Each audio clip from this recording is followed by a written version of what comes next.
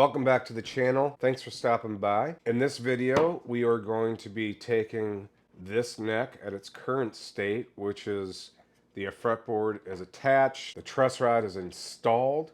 We have our little window for the spoke wheel truss rod access. We're going to trim the fat off the fretboard to be flush with the neck. We're going to radius the fretboard.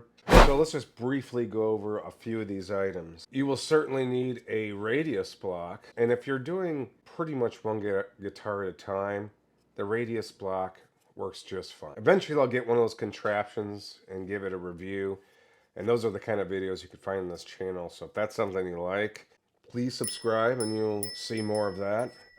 But the radius blocks work just fine. I also want to go over my neck jig that I have here for a lot of the different things I do with building a neck. I will also place chapters so that it's easy for you to skip through and find the information that you're looking for. Let's go.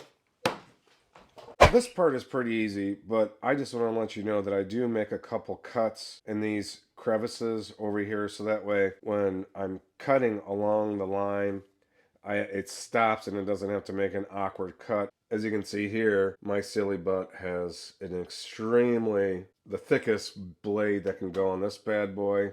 Honestly, I just haven't gotten around to getting a smaller one. The closer you can get your blade to the actual neck just makes your experience with the router table much safer and much easier. So try your best to get as close as you can, but just do it enough that you feel comfortable without sacrificing having to start all the way over. So now that the extra fretboard material is cut off, I try to get it as close to the actual neck material, the maple in this case, as humanly possible. So that way your router table doesn't have to do a whole lot of work. Just cut hopefully as smooth as butter and everyone's happy. It has gone poorly a few times. We're going to adjust the height of the bearing. I like to do it towards the top only because a few times I've hit glue and then the glue transferred into where it gave the fretboard a little bit of a bump because it's following the glue. So I like to make sure everything is clean before we go and do this and make sure that we're not running into any glue.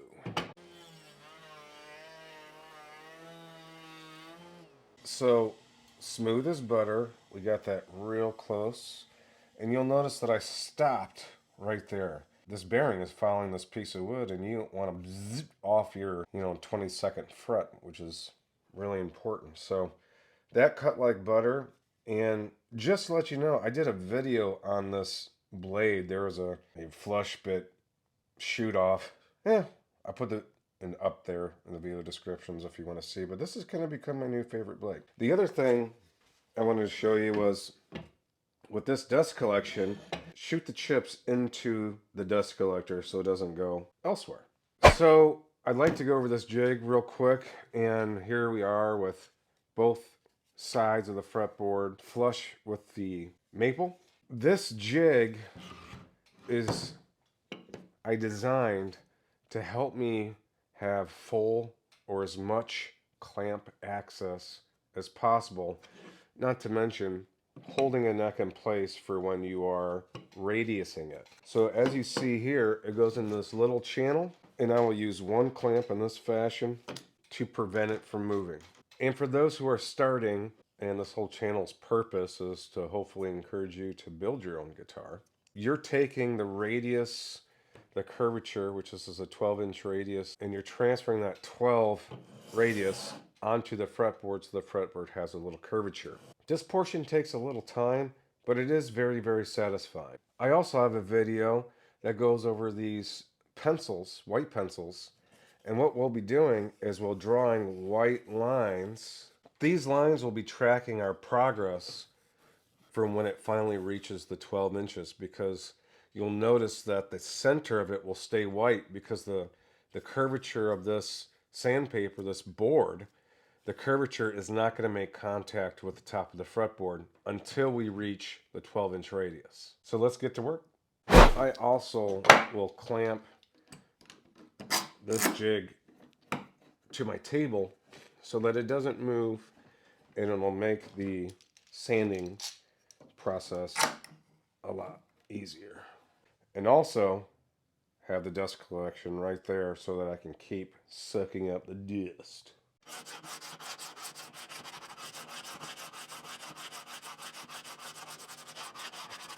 So you'll notice here after the first couple passes, the center isn't being touched. And again, that's just another demonstration that when we do remove all of the white, we finally made it to the 12-inch radius that we're trying to achieve.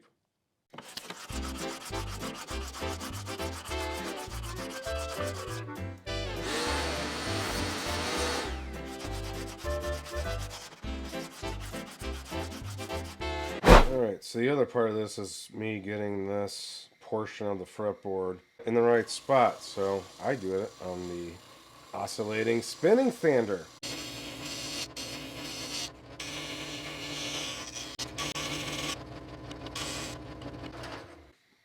This may sound weird, but I just eyeball it. The other thing I do might sound silly, but I keep turning the actual block just so that the same grits aren't going in the same places and causing deeper scratches. So I try to, and even sometimes go like this. And as you can see, there's still a lot of white down the center. We're not there yet.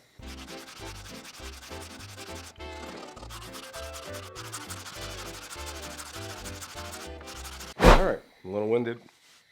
So, I also forgot to mention I'm using an 120 grit to take this down to the radius, 12-inch radius in this case. So now you see here all the chalk is off.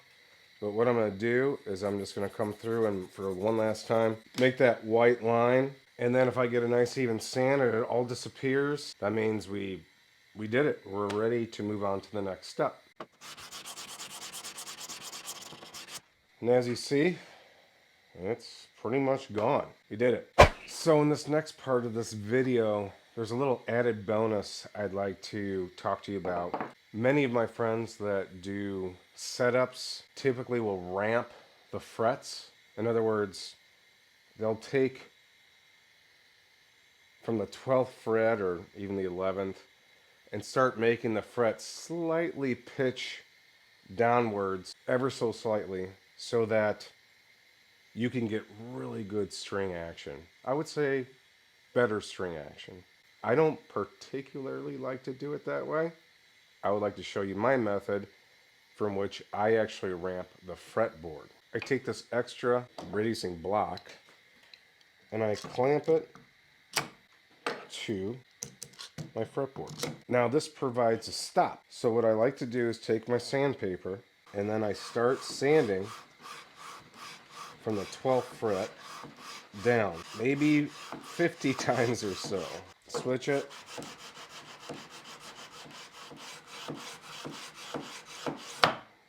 When I'm done, I simply just move this contraption down one fret, clamp it back, and repeat the process.